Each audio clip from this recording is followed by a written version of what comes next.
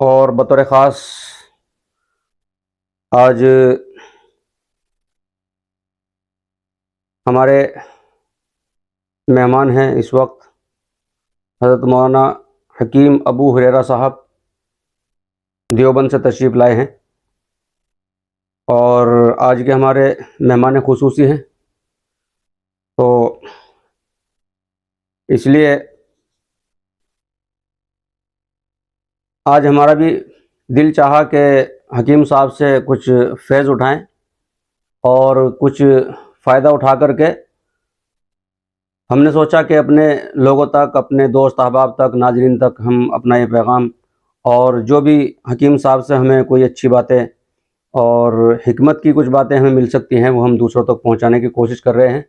تو آج ہمارے درمیان ہیں، ہمارے ساتھ میں تشریف رکھتے ہیں حکیم ابو ہریرہ صاحب، تو ہم ان سے بات کرتے ہیں۔ سب سے پہلے تو حکیم صاحب آپ تشریف لائے، ماشاءاللہ۔ آپ پہلے تو اپنے بارے میں ہمیں کچھ بتائیے گا کہ آپ کا ہمیں تعارف ہو جائے اور ہمارے احباب کو، ہمارے ناظرین کو معلوم ہو جائے حکیم صاحب کے متعلق۔ سب سے پہلے آپ اپنے متعلق کچھ چند الفاظ میں ہمیں اپنا تعارف کرا دیجیے گا۔ جی، سب سے پہلے تو ناظرین کو السلام علیکم ورحمۃ اللہ وبرکاتہ۔ خواجہ شاہد صاحب کا دل سے شکریہ ادا کرتا ہوں کہ انہوں نے مجھے آج تھوڑا سا انٹرویو کے لیے اپنے ماشاءاللہ ادارے میں مجھے بلایا۔ اور دوسری بات یہ ہے کہ میرا نام تو ابو ہریرہ حنفی ہے۔ الحمدللہ حکمت اور ڈاکٹری میں مسلسل کافی ٹائم سے دیوبند میں الحمدللہ کر رہا ہوں، اور مسلسل الحمدللہ سے لوگوں پر فیض ہی پہنچ رہا ہے۔ اور الحمدللہ دیوبند ایسی سرزمین ہے جو کسی تعارف کی محتاج نہیں ہے، وہیں پہ الحمدللہ میں رہتا ہوں اور وہیں پہ میں لوگوں کا ٹریٹمنٹ کرتا ہوں، وہیں پہ میرا کلینک ہے۔ ماشاءاللہ۔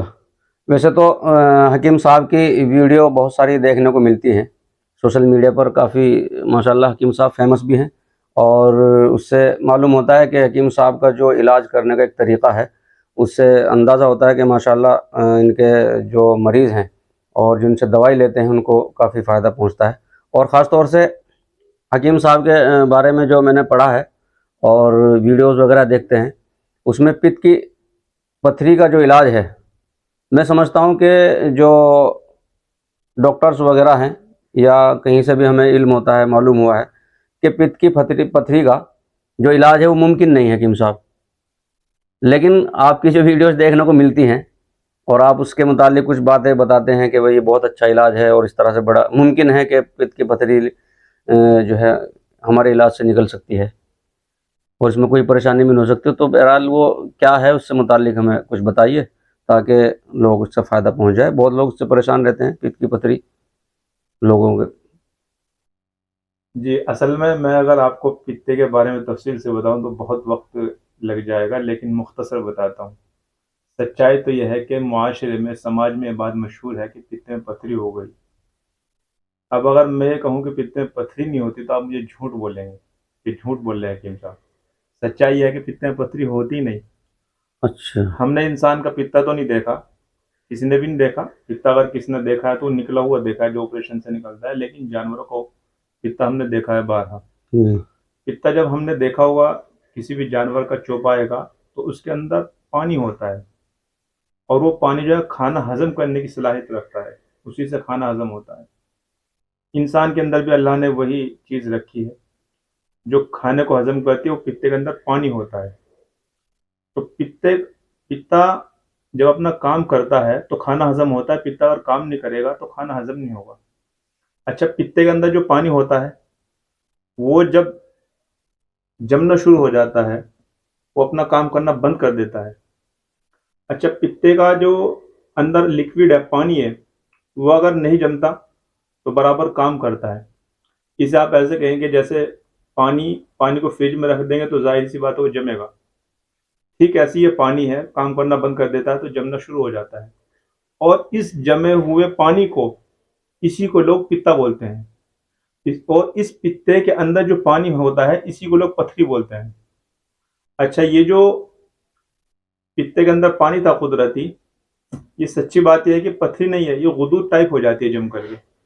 ہم دوائی دیتے ہیں تو دوائی کے ذریعے سے وہ بالکل جیسا تھا نارمل पानी बिल्कुल ऐसे ही हो जाता है और अल्हम्दुलिल्लाह पित्ता बराबर काम करता है। हमारी दवाई से अल्हम्दुलिल्लाह पित्ता निकलवाने की किसी भी तरह की कोई परेशानी महसूस नहीं होगी। तो माशाल्लाह बड़ा अच्छा इलाज आप ने बताया कि पित्त की पथरी का इलाज मुमकिन है, और जो आपने बात बताई कि तो बहुत एकदम आसान सा नुस्खा आपने बता दिया, जिसकी वजह से लोग तो बड़े वाकई परेशान रहते हैं।